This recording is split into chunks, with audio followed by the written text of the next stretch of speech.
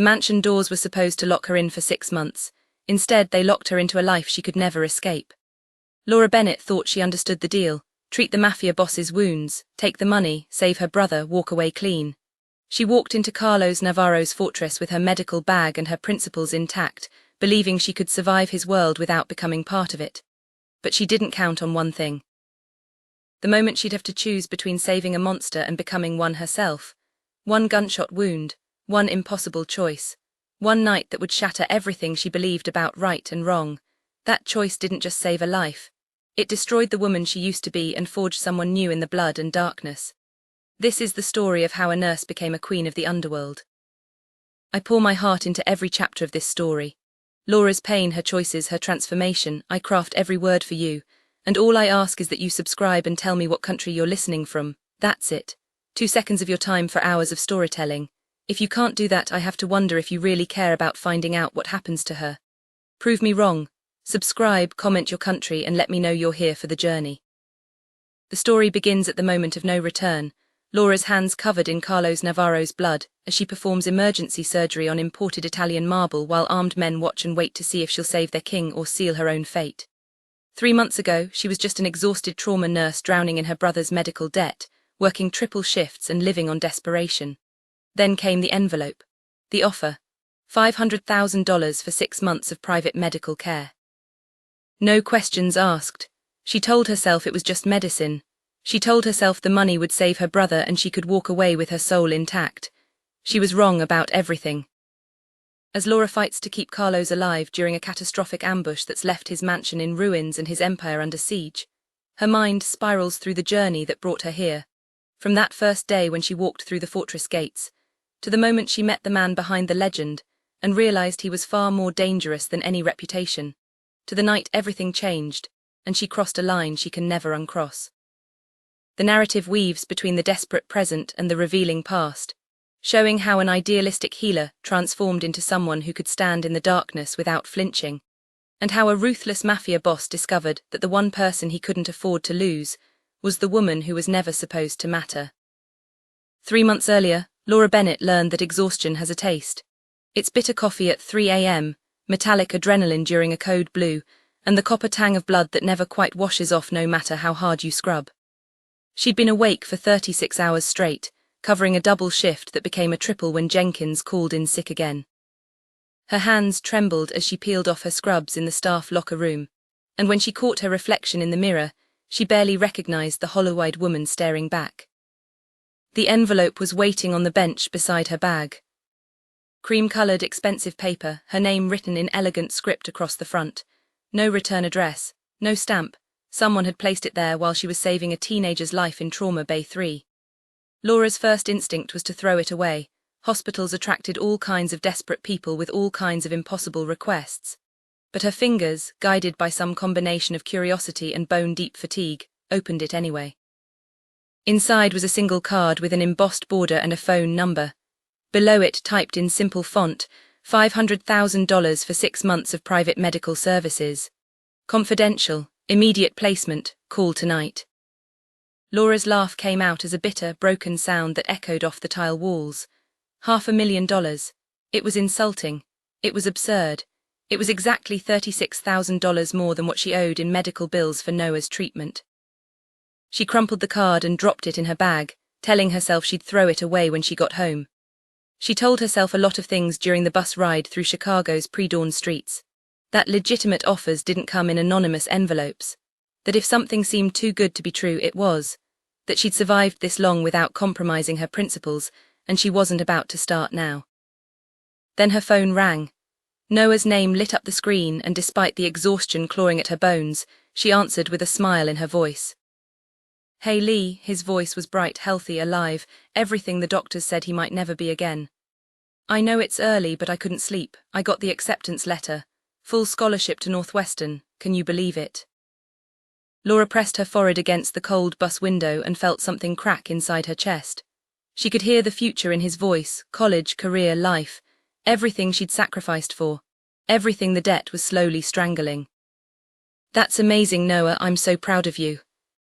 "I know money's tight," he continued, and she could hear him trying to sound casual, trying not to burden her. I can defer for a year, get a job, help you with. No, the word came out sharper than she intended. You're going, this fall, don't even think about deferring. After they hung up, Laura sat in the dim bus with the crumpled card burning a hole in her bag. She thought about Noah's laugh, about the way cancer had stolen 2 years of his childhood, about the collection notices that arrived daily, about the second job she'd need to take, the third, the fourth. She thought about how many more years she could sustain this pace before her body gave out or her hands started shaking during procedures. Desperation, she realized, doesn't announce itself with trumpets. It seeps in quietly, rewrites your logic one compromise at a time, until the irrational starts to sound reasonable. She made the call at 6 a.m. from her apartment. A man answered on the first ring, his voice smooth and professional like he'd been waiting. He gave her an address and a time.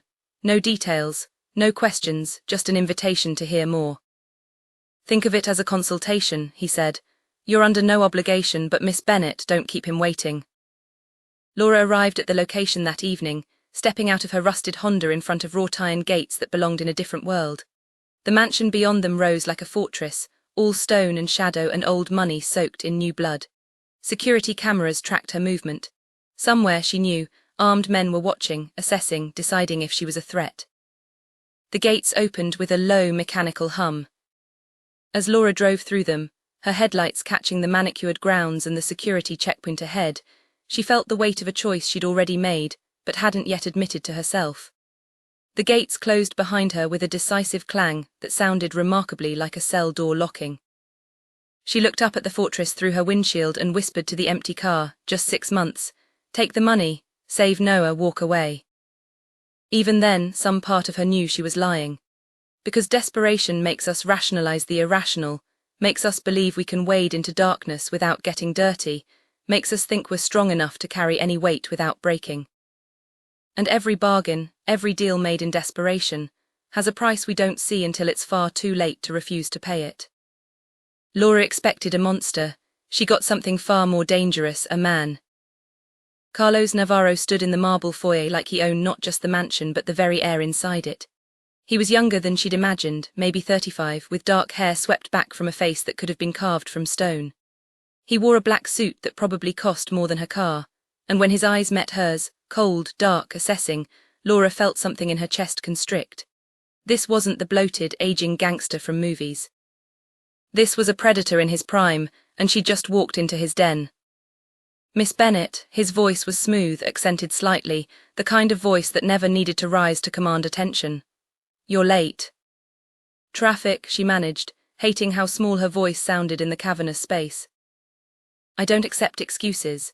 He moved closer and Laura fought every instinct that screamed at her to step back.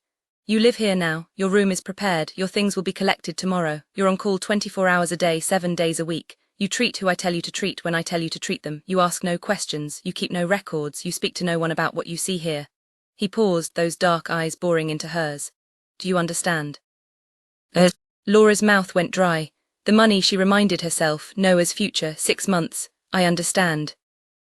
Good, he turned away, dismissing her. Someone will show you to your quarters.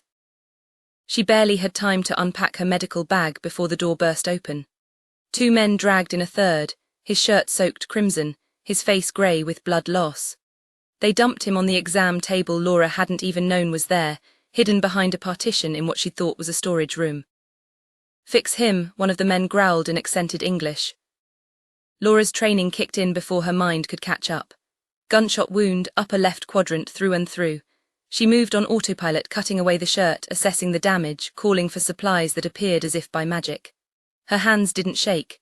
They never shook when lives were on the line. The bullet had missed the major vessels by millimeters. Lucky. She worked quickly, efficiently, irrigating the wound, packing it, starting an IV line for fluids and antibiotics. The man groaned but didn't scream. These men, she realized with a cold clarity, were used to pain. She didn't notice Carlos had entered until she felt his presence behind her, watching. His proximity made her skin prickle, but she didn't turn, didn't acknowledge him. She focused on the sutures, each one precise, each one proof that she was still a healer, still herself, still in control. 30 minutes later, the man's vitals were stable. Laura stepped back, peeling off blood-soaked gloves, and finally met Carlos's gaze. He stood against the wall, arms crossed, expression unreadable, but something flickered in those dark eyes. Approval maybe, or calculation. "You'll do well here, Dr. Bennett." "I'm a nurse," she corrected automatically, exhaustion making her reckless. Carlos's lips curved into something that wasn't quite a smile. "Here," he said softly, dangerously, "you're whatever I need you to be." The words hit her like a physical blow. Laura looked down at her hands, still stained with blood despite the gloves, and felt the last of her illusions shatter. She wasn't here as a medical professional with boundaries and ethics and rights. She was here as a tool, a possession, property that happened to have a heartbeat.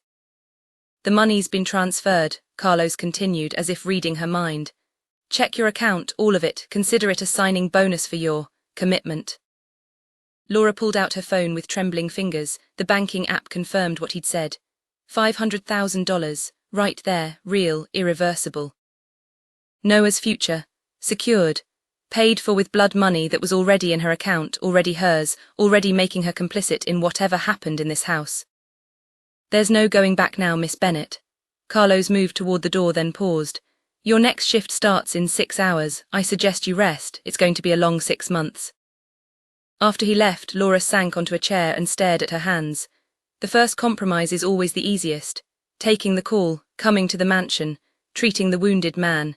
Each step had felt necessary, justified, survivable.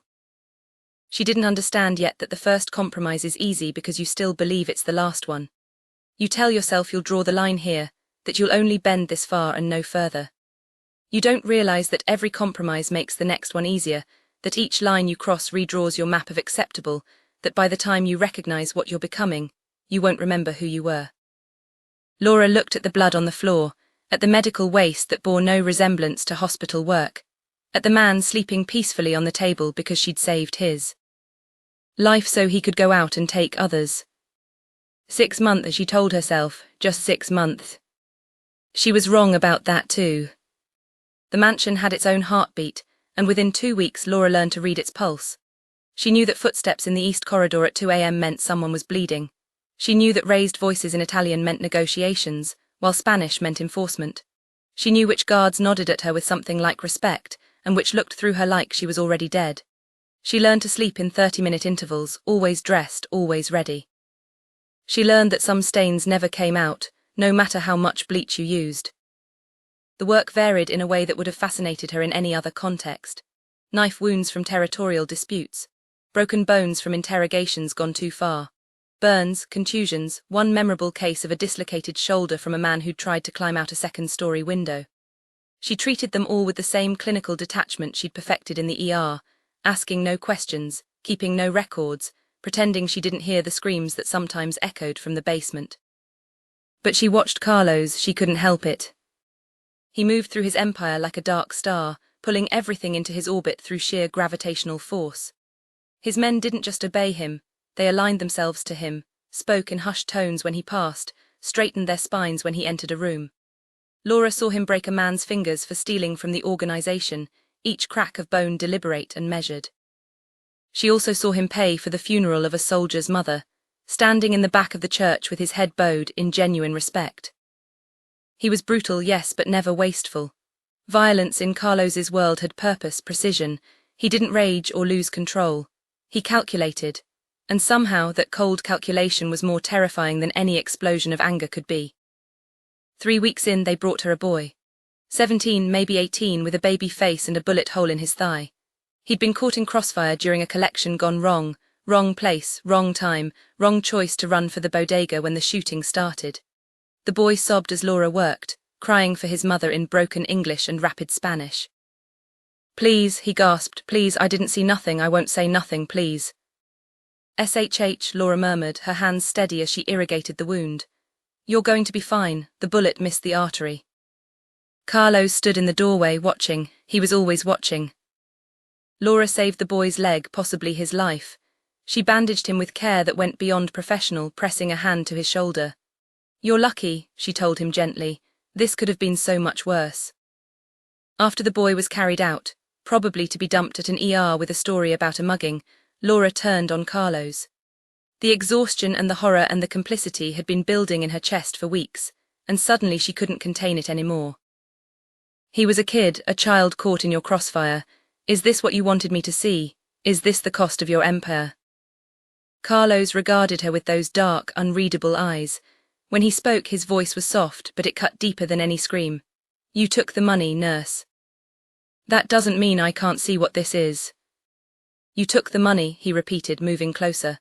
You signed the contract, you cashed the check, that boy, his medical bills are paid, his family received compensation for their trauma, because I take care of collateral damage.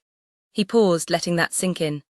But you don't get to stand in my house, treating my men with my supplies, living off my generosity, and keep your judgment too. You made your choice the moment you walked through those gates. Laura felt the words land like punches. I'm trying to save lives. So am I, his voice hardened.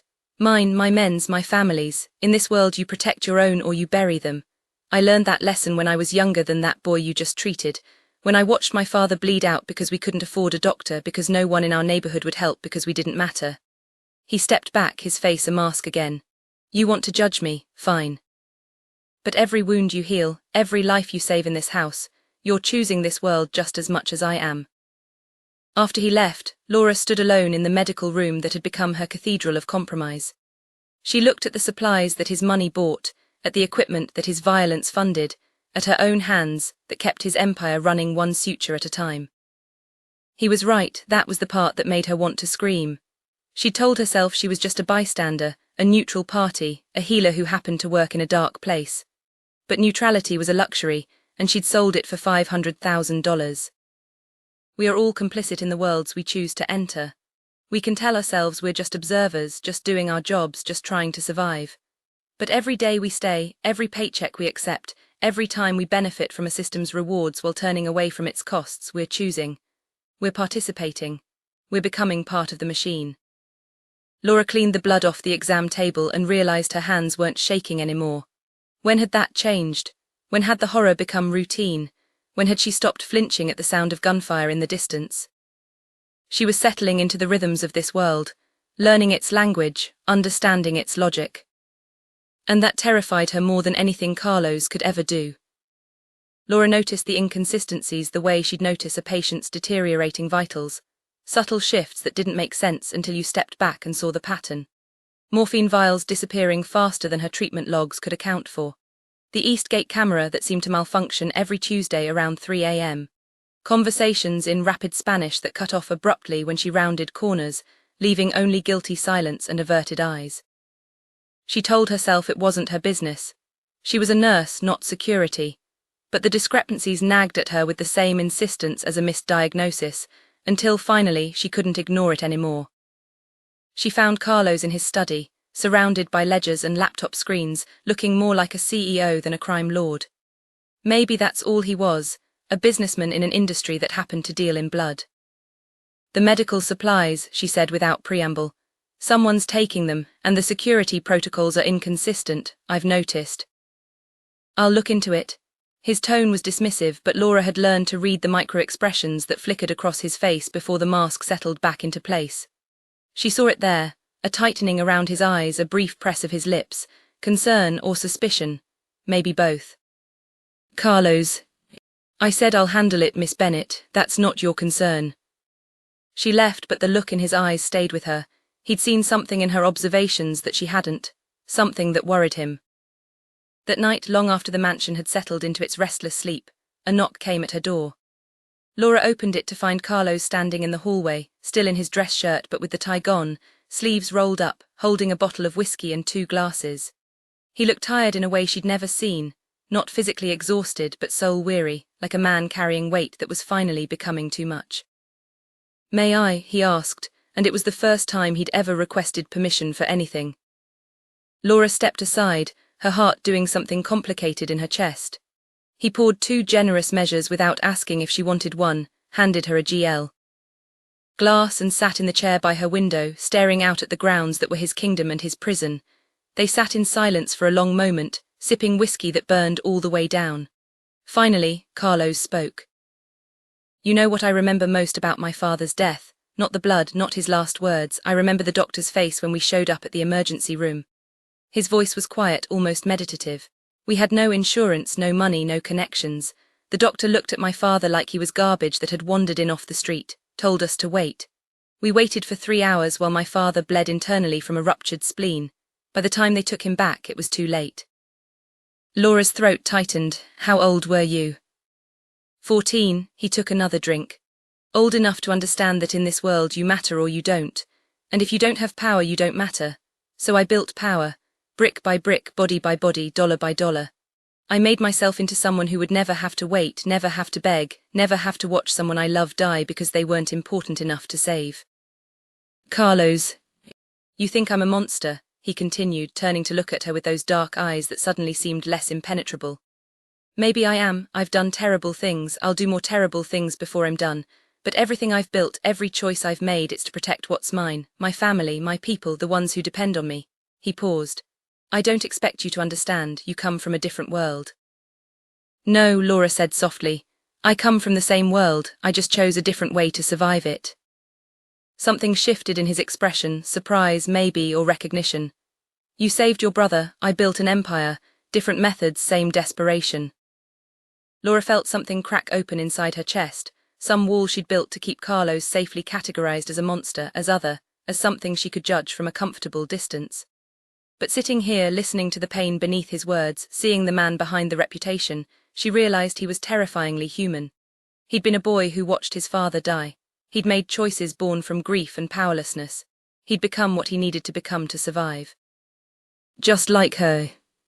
That doesn't excuse the violence, she whispered, but even she could hear the weakness in her argument. No, Carlos agreed. It doesn't, but it explains it. And in this world, explanation is all we get. There's no absolution, no redemption, just the choices we make and the people we become because of them. He stood to leave but paused at the door.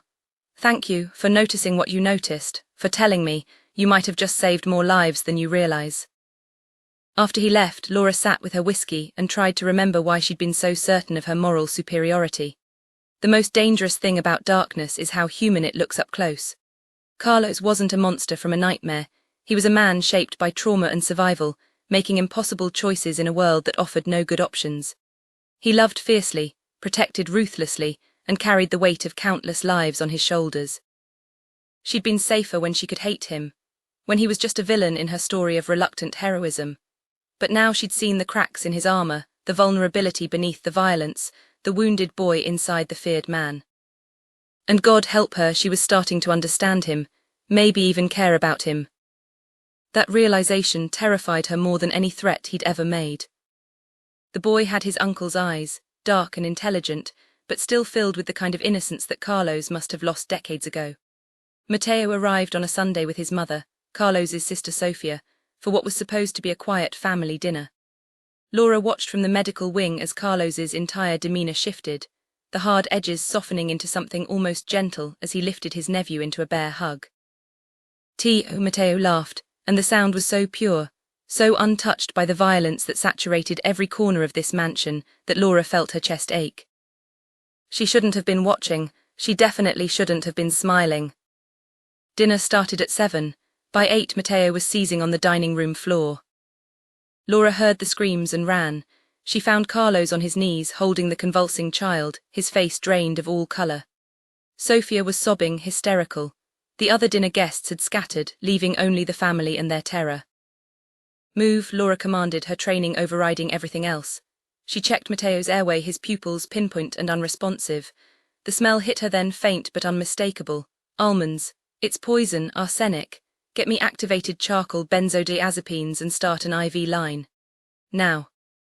She worked with a fury born of desperation, her hands steady even as her heart raced. Mateo was 10 years old. He'd been laughing an hour ago. Someone had poisoned a child at his uncle's table, in what should have been the safest place in the world.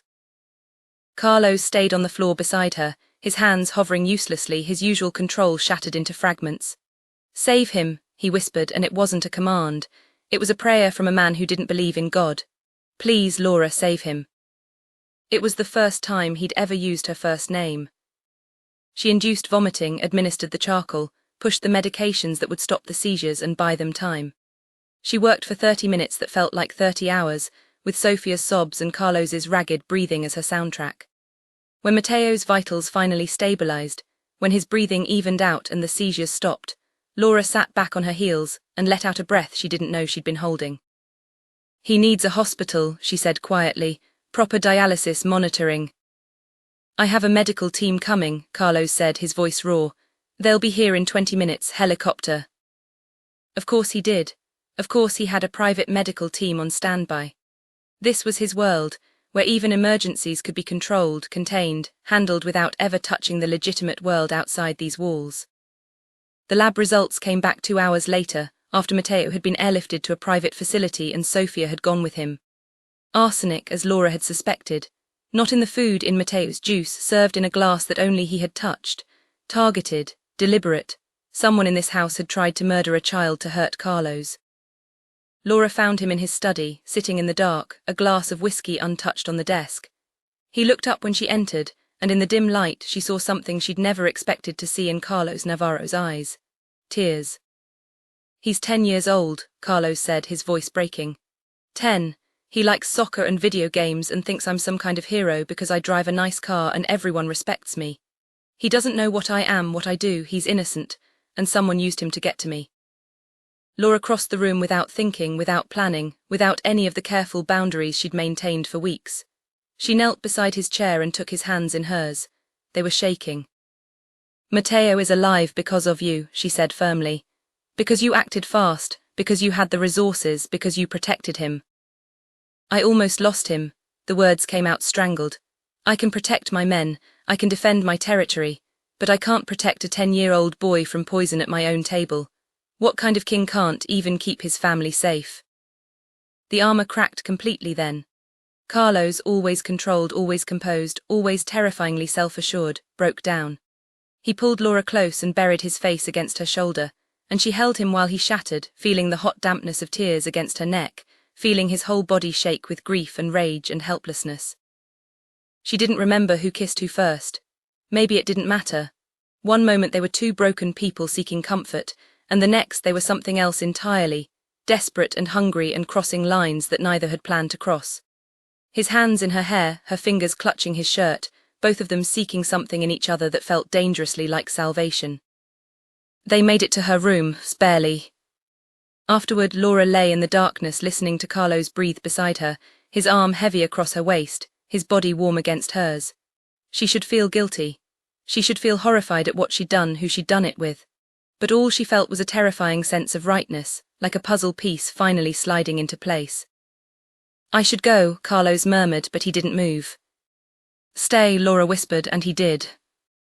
Morning came too quickly. Laura woke to find Carlos already awake, watching her with an expression she couldn't quite read. Not regret, something deeper, more complicated. "Mateo's stable," he said quietly. "Sofia called, he's going to be fine." "Good," Laura traced a finger along his collarbone, marveling at how normal this felt, how utterly abnormal it should have been. "Did you find out who did it?" "Working on it." The hardness crept back into his voice, the king reasserting himself over the vulnerable man.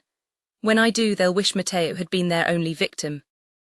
After he left, Laura sat in her bed and realized with a jolt that she'd stopped counting days. For weeks, she'd marked each morning as one day closer to freedom, to the end of her 6-month sentence. But somewhere between the whiskey-soaked conversation and the moment Carlos broke down in her arms, she'd stopped counting. This place was starting to feel like home. Carlos was starting to feel like hers. The thought should have sent her running. Instead, she found herself hoping he'd come back tonight. Love doesn't ask permission. It doesn't wait for the right moment or the right person. It grows in the spaces between your defenses when you're not looking, takes root in the cracks that trauma has opened, and blooms in the last place you'd ever think to look for it. By the time you notice it, it's already too late to pull it out without destroying yourself in the process. Laura was falling in love with a monster. No, with a man who'd been forced to become monstrous. And God help her, she didn't want to stop. Laura wasn't a detective, but she'd spent years in trauma bays reading the stories bodies told when mouths stayed silent. She knew how to see patterns in chaos, how to connect symptoms to diagnosis. So when she started looking at the inconsistencies with a clinical eye, the pattern emerged with devastating clarity. The missing medical supplies matched the dates of Raf El Tor's supply runs. The security gaps aligned with his shift rotations. The whispered conversations stopped when she approached because they were in a dialect she'd heard Rafael use, a specific regional Spanish from Sinaloa.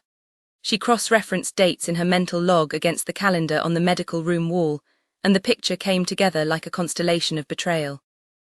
She spent 3 days gathering evidence, using her access to move through the mansion like a ghost. Financial records left carelessly on desks, shipping manifests that didn't match inventory. A burner phone she found in the medical supply closet with text to a number that, when she traced it through a contact from her old hospital's IT department, connected to the Giuliani family. Rafael Torres, Carlos's second-in-command, his oldest friend, the man who'd been by his side for 15 years, who'd helped build this empire from nothing, who Carlos trusted more than anyone. Laura's hands shook as she compiled everything into a folder. This wasn't a wound she could stitch closed. This was amputation, removing infected tissue before it killed the whole organism, and it was going to destroy Carlos. She found him in the study, reviewing contracts. He looked up when she entered, and his expression softened in the way it only did for her now. "Laura, I wasn't expecting." "It's Rafael." She placed the folder on his desk. "He's behind everything. The poisoning, the missing supplies, the security breaches. He's been embezzling for months, selling information to the Giulianis and planning a coup." Carlos stared at the folder like it was a venomous snake. "That's not possible." "Look at the evidence. Rafael has been with me since the beginning. He's my brother in everything but blood. He would never." "Carlos, please," Laura's voice cracked. "I wouldn't bring this to you if I wasn't certain. Look at it." She watched his face as he read through the documents, saw the moment denial gave way to recognition, then to something that looked like grief. His jaw tightened, his hands curled into fists. When he finally looked up, his eyes were cold and dead. "Leave me. Carlos. I said leave." Laura retreated to the medical wing and waited. She heard raised voices an hour later, the sound of furniture breaking, a gunshot that made her heart stop. Then silence. When Carlos appeared in her doorway, his knuckles were split and bleeding, his shirt torn. "Bandage me," he said flatly. She worked in silence, cleaning the wounds, applying antiseptic that must have burned, but he didn't flinch. Finally, she couldn't stand it anymore. "What happened?" "I gave him a chance to explain." Carlos's voice was hollow. "I told him I'd found the evidence, asked him to tell me it wasn't true, that there was some mistake. You know what he said?" He laughed, bitter and broken. "He said I'd gone soft, that you made me weak, that it was time for new leadership, that the organization needed someone who understood that power requires ruthlessness, not sentiment." Laura's blood ran cold. "Where is he now?" "Gone. He had an escape route prepared. Of course he did. He's been planning this for months." Carlos's hands were shaking now, the adrenaline wearing off to leave only devastation. 15 years, Laura, we built this together. When I had nothing, he had nothing. We clawed our way up from the streets together. I trusted him with my life, with my family, with everything. "I'm so sorry." "He tried to kill Mateo." The words came out strangled. "My nephew, a child, to hurt me, to prove a point." Carlos stood abruptly, pacing like a caged animal. "And I didn't see it. I was so focused on external threats that I never saw the rot inside my own house." Laura reached for him, but he pulled away. "Don't. He's right about one thing. I have gone soft. I let you in. I let myself feel something other than control. And that weakness almost cost me everything." "Caring about someone isn't weakness."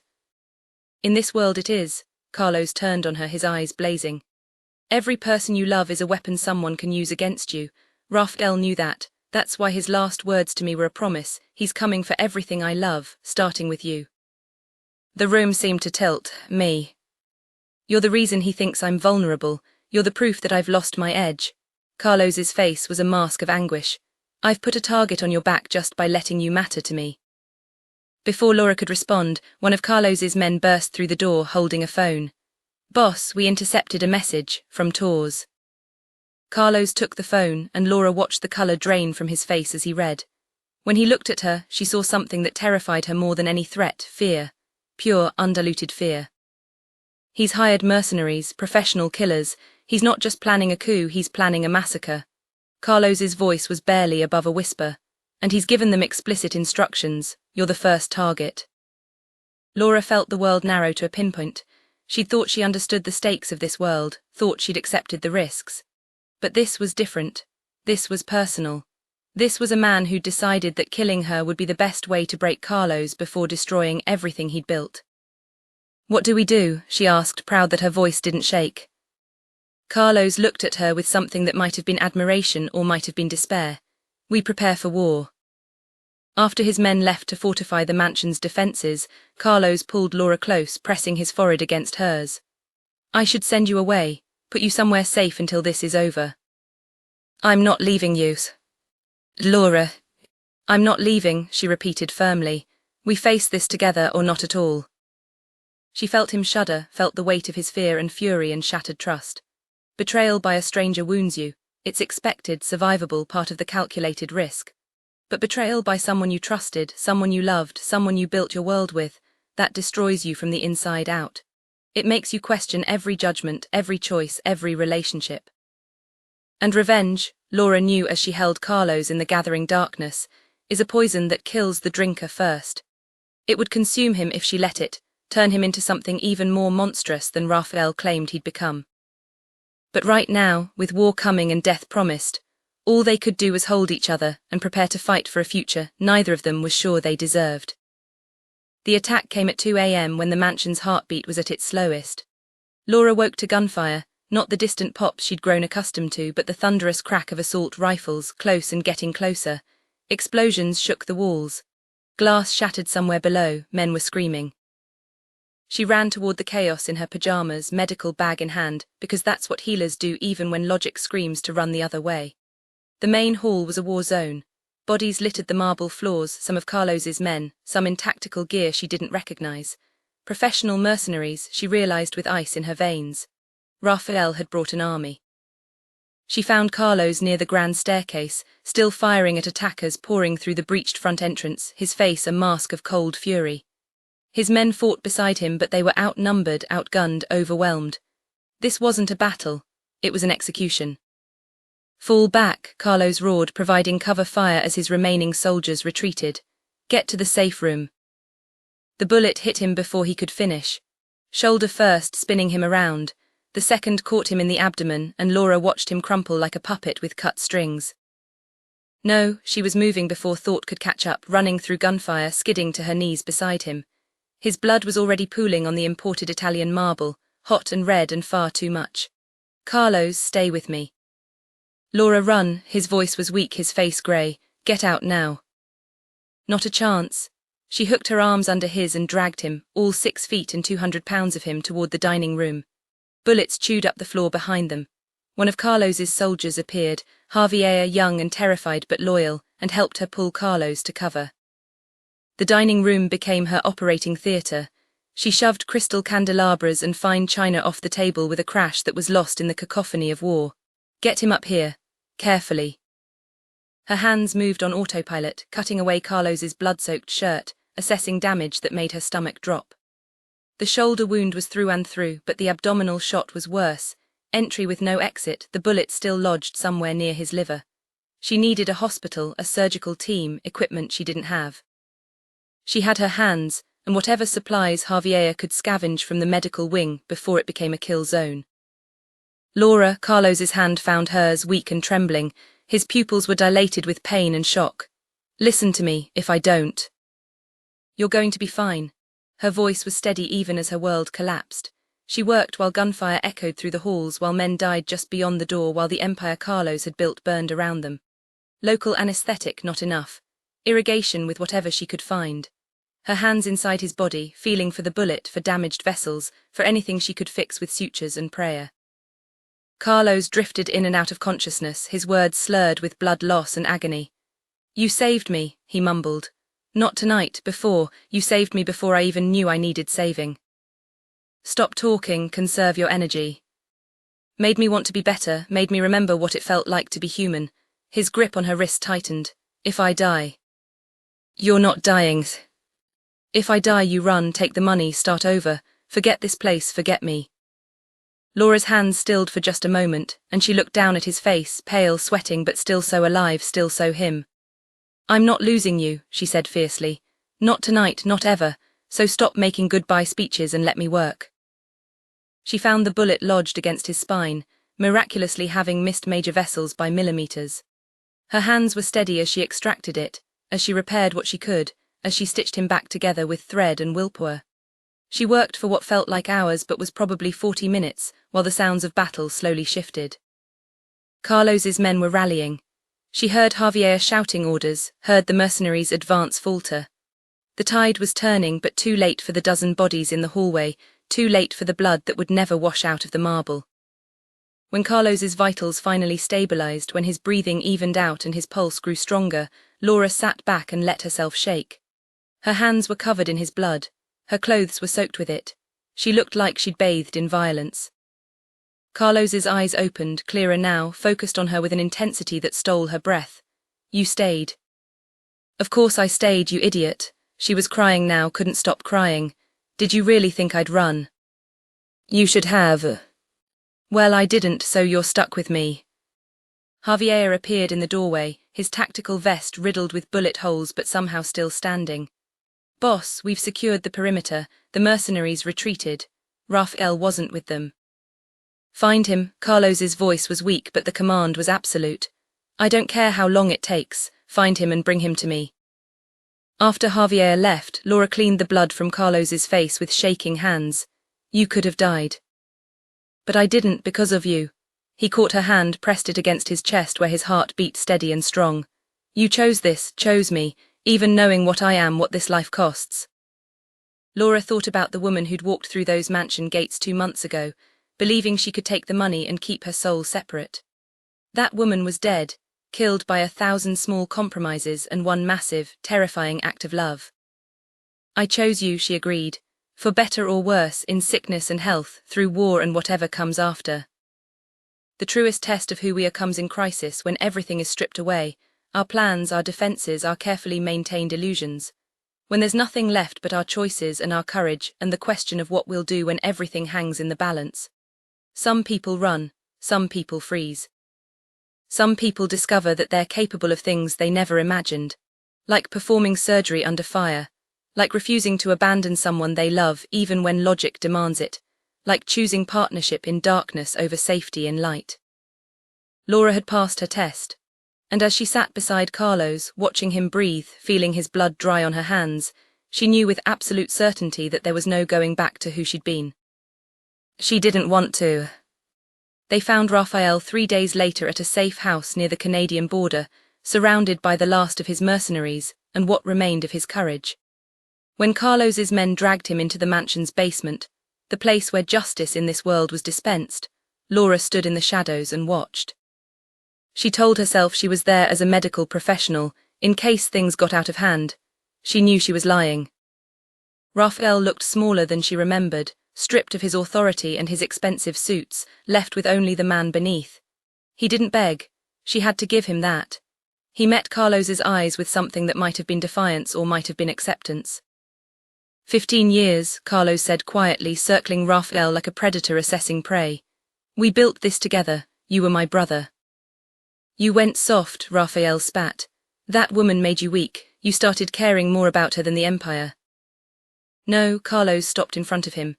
"She made me remember that the Empire was supposed to mean something, that power without purpose is just violence. You forgot why we started this, Raphael, or maybe you never understood." What happened next was efficient, final, and absolutely devoid of the rage Laura expected. Carlos didn't torture, didn't gloat. He simply ended the threat with the cold precision of a surgeon removing a tumor. It was over in seconds, and Laura understood with chilling clarity that this was mercy in his world, a quick death instead of a slow one. She didn't flinch. She should have. The woman who'd walked through those gates 3 months ago would have, but that woman was gone. Carlos found her in the medical wing hours later, cleaning instruments that didn't need cleaning. He moved slowly, still recovering, but he was already regaining that quiet authority that made strong men bow. "Laura," he stood in the doorway, and for a long moment they just looked at each other. "Come with me." His office was exactly as it had been before the attack. They'd cleaned the blood, repaired the damage, restored order. Carlos settled behind his desk with a grimace he tried to hide, then pulled out a folder and slid it across to her. "Your contract is fulfilled, more than fulfilled. You saved my life, saved my family, helped defend my home. The money is yours. I've added a bonus enough to set you up anywhere in the world." His voice was carefully neutral. You deserve better than this world, Laura. You deserve a life that doesn't include blood on marble floors and bodies in basements, so take it, start over. Forget this place ever existed. Laura looked at the folder, at the freedom it represented, at the life she'd thought she wanted 3 months ago. Then she looked at Carlos, this man who'd been shaped by violence but was capable of such fierce protection, such devastating vulnerability. This man who'd shown her darkness but also shown her that darkness could choose to create light. No, she said simply. Carlos's expression didn't change, but something flickered in his eyes. Laura. I made my choice when I saved your life, when I stayed during the attack, when I stood in that basement and didn't look away from what you are. She stood, walked around the desk, faced him directly. I'm staying, but not as your employee, not as someone who just follows orders or patches up your men and keeps her head down. Then as what? His voice was rough. As your equal, as your partner. Laura held his gaze. We're going to build something different, Carlos, something that doesn't just destroy. You said Raphael forgot why you started this empire, to protect your own, to matter, to never be powerless again. Let's make it mean something more. We can protect the vulnerable. We can create opportunities for people like your father who died because he didn't matter enough to save. We can be powerful and purposeful. This life will break you. Carlos stood slowly, towering over her, but his eyes were searching, almost desperate. You've seen what I am, what I'm capable of. There's no redemption for people like me. Then we'll forge one together. Laura took his hands, feeling the calluses, the strength, the tremor he couldn't quite hide. We're already broken, Carlos. You were broken by watching your father die. I was broken by choosing survival over principles. But maybe together we can build something whole from all these shattered pieces. Carlos cupped her face with a gentleness that contradicted everything he was. You realize what you're choosing. There's no walking away after this. You'll be mine, and I'll be yours, and this world will try to destroy us for it. Let it try, Laura smiled, fierce and certain. I didn't survive your world just to run from it now. I survived to change it with you. He kissed her then, and it tasted like promises and blood and defiant hope. When they finally broke apart, Carlos took her hand and led her to the window overlooking the city. His territory, his empire, his kingdom built on violence and fear. What do you see? He asked quietly. Possibility, Laura said. Every light down there is a life. Some of them need protection, some need second chances, some need to know that power can be used for something other than destruction. She squeezed his hand. We can give them that, not by stopping being who we are, but by choosing to be more. Carlos pulled her close, his chin resting on top of her head. You walked into my home 3 months ago, and I thought you were just a tool I could use and discard. I was wrong about everything. You walked into my life and showed me that survival sometimes means becoming someone you never thought you'd be. And that sometimes, that's exactly who you were meant to become all along. They stood together as dawn broke over the city, two broken people who'd found each other in the darkness and decided to create their own light. The mansion behind them bore the scars of war, the bodies were buried, the blood was washed away. But the memory remained, and so did the choice they'd made. Redemption isn't found by running from darkness or pretending the past didn't happen. It's forged by standing in that darkness and choosing, every single day, to create something better. Not perfect, not pure, but better. And sometimes the person who saves us is the one we were supposed to save. Laura had walked into Carlos's home to heal his body. She'd stayed to heal his soul. And in the process, he'd given her something she didn't even know she'd lost, the courage to become who she really was, not who she thought she should be. The sun rose over their empire, and together they began to build their future. 6 months after the war that nearly destroyed them, Laura walked through the doors of St. Catherine's Community Clinic and felt something she hadn't experienced in over a year, pride untainted by compromise. The clinic occupied a renovated warehouse in one of the city's forgotten neighborhoods, the kind of place where people slipped through society's cracks and disappeared. Now it gleamed with new equipment and fresh paint, staffed by doctors who'd learned not to ask questions when patients arrived with suspicious injuries or without insurance or documentation.